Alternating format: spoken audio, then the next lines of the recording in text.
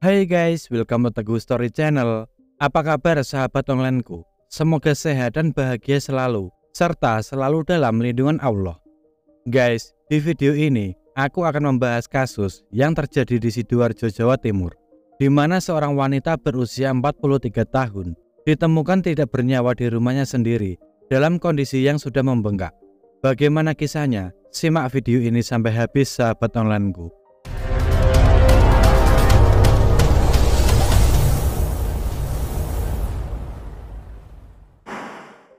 Iren Siska Widyastuti, seorang janda berusia 43 tahun yang belum memiliki anak.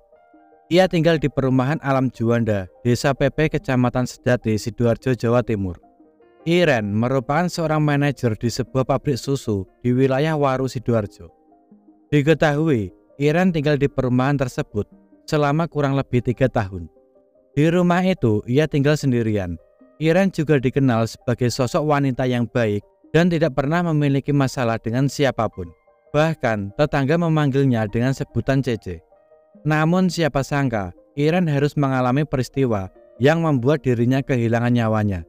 Dan parahnya, yang membuat Iren kehilangan nyawanya yakni kekasihnya sendiri. Diketahui Iren memiliki kekasih bernama Bayu Andi Irawan berusia 32 tahun, 11 tahun lebih muda dari Iren. Bayu merupakan warga Karangploso, Malang, Jawa Timur. Meski terpaut 11 tahun, nampaknya tidak mempengaruhi hubungan mereka. Justru hubungan keduanya sangat dekat. Bahkan, Iren juga kerap mengajak Bayu untuk berkunjung ke rumahnya. Akan tetapi, hubungan mereka tidak bertahan lama. Hal ini disebabkan karena Bayu mengira Iren telah berselingkuh di belakangnya, sehingga membuat Bayu terus-menerus merasa cemburu. Kejadian sebenarnya bermula pada 27 Juni 2020 sekitar pukul 9 malam. Kala itu, Bayu sedang berkunjung ke rumah Iren. Ketika tiba di rumah Iren, ia dikejutkan dengan 2 orang laki-laki yang tidak ia kenal keluar dari rumah Iren. Melihat itu, Bayu merasa sangat cemburu dan emosi. Beruntungnya, perasaan itu berhasil ia redam. Bayu dan Iren kemudian makan bersama dan dilanjutkan dengan berpesta miras berdua. Selanjutnya, mereka berdua melakukan hubungan layaknya suami istri hingga akhirnya keduanya tertidur pulas. Keesokan harinya, 28 Juni 2020, Iren bangun lebih dulu dan langsung memasak untuk sarapan mereka berdua. Tidak selang lama, Bayu juga terbangun dari tidurnya. Setelah Iren selesai memasak, mereka pun makan bersama. Selanjutnya, sekitar pukul 9 pagi, Bayu dan Iren melanjutkan pesta miras di ruang tamu sambil bersantai dengan tidur-tiduran. Namun, saat Bayu tiduran di sofa tersebut, ia tiba-tiba mencium aroma dari cairan putih kental yang berada di sofa tersebut. Sontak hal ini membuat Bayu marah dan mengira bahwa Iren telah melakukan hubungan suami istri dengan kedua orang laki-laki yang ia jumpai semalam saat ia tiba di rumah Iren. Selanjutnya, Bayu dan Iren terlibat adu mulut.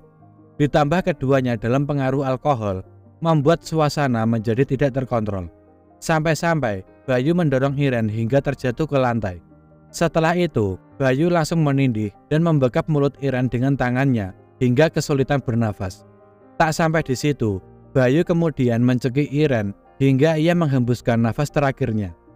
Melihat sang kekasih sudah tidak bernyawa, Bayu lantas kabur dengan membawa mobil HR-V bernopol L1487IU milik Iren, lalu pulang ke Malang dan menitipkan mobil tersebut di rumah temannya. Malam harinya, di hari yang sama, keluarga Iren menghubunginya namun tidak mendapatkan jawaban. Hingga beberapa hari berlalu, Iren masih tidak ada jawaban. 3 hari kemudian, karena merasa khawatir, pihak keluarga akhirnya meminta tolong kepada adik ipar Iren bernama Adi Wicaksono untuk mengecek ke rumahnya. Awalnya, Adi mengira Iren sedang pergi, sebab mobilnya tidak terparkir di halaman rumah. Ia kemudian mencoba menghubungi ponsel Iren. Saat Adi melakukan panggilan, ia mendengar suara ponsel Iren berbunyi dari dalam rumah. Namun tetap saja tidak ada jawaban dari Iren. Adi kemudian memutuskan untuk menghubungi pihak security di perumahan itu. Selanjutnya, Adi dan security itu mendobrak pintu rumah Iren. Ketika pintu terbuka, betapa terkejutnya mereka melihat Iren tergeletak tidak bernyawa di ruang tamu dengan kondisi yang sudah membengkak serta mengeluarkan bau yang tidak sedap. Peristiwa ini pun segera dilaporkan ke Polsek Sedati. Pihak kepolisian lantas bergegas menuju TKP dan segera mengevakuasi jenazah ke rumah sakit terdekat untuk dilakukan otopsi. Saat dilakukan oleh kejadian perkara, polisi mengira rumah tersebut hanyalah tempat pembuangan saja. Hal ini dikarenakan mereka menemukan Iren tergeletak dengan masih memakai tas selempang serta masih mengenakan sepatu. Mereka juga tidak menemukan adanya barang-barang yang rusak ataupun tergeser dari tempatnya. Selain itu, pintu juga dalam keadaan baik-baik saja. Gorden, meja, maupun kursi tidak tampak tergeser dari tempatnya, sehingga memunculkan dugaan bahwa pelaku dalam kasus ini adalah orang terdekat. Polisi juga memastikan tidak ada barang-barang yang hilang selain mobil HRV milik Iren. Dari hasil otopsi, penyebab kematian adalah karena bengkaknya paru-paru korban. Tim forensik juga menemukan adanya bekas jeratan di bagian leher Iren.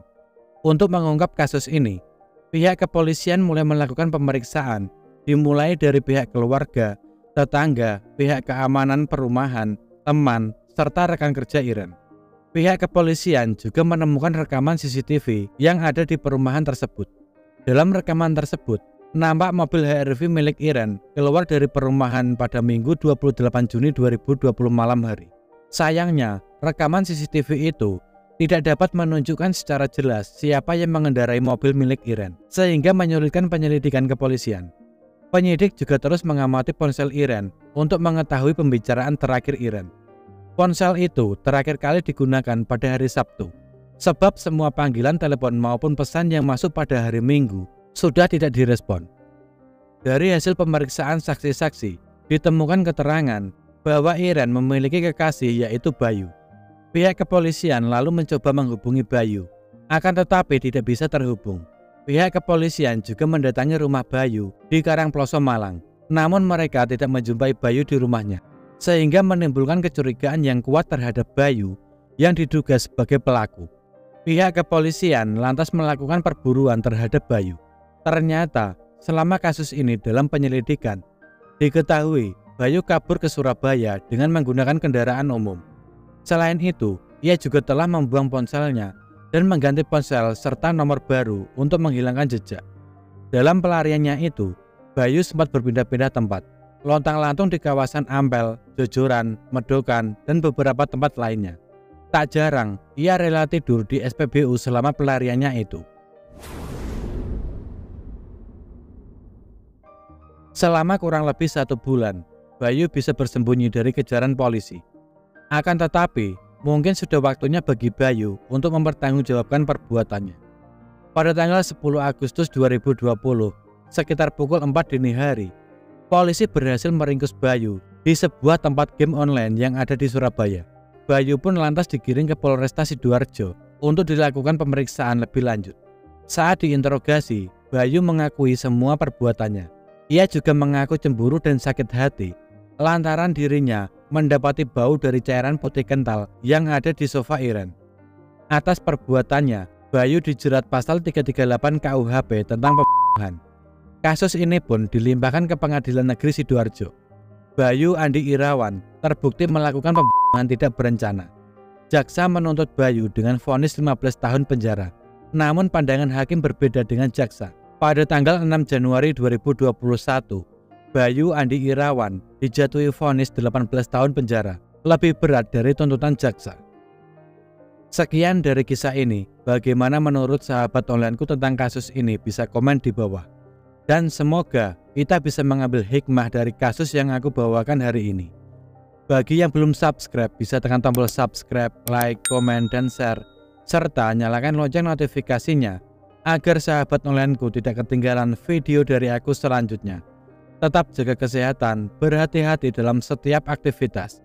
Dan juga yang mau request tentang kasus-kasus yang ingin aku bawakan, bisa DM di Instagram Teguh Story Channel, atau bisa juga komen di bawah. Sampai jumpa lagi di video selanjutnya. Terima kasih.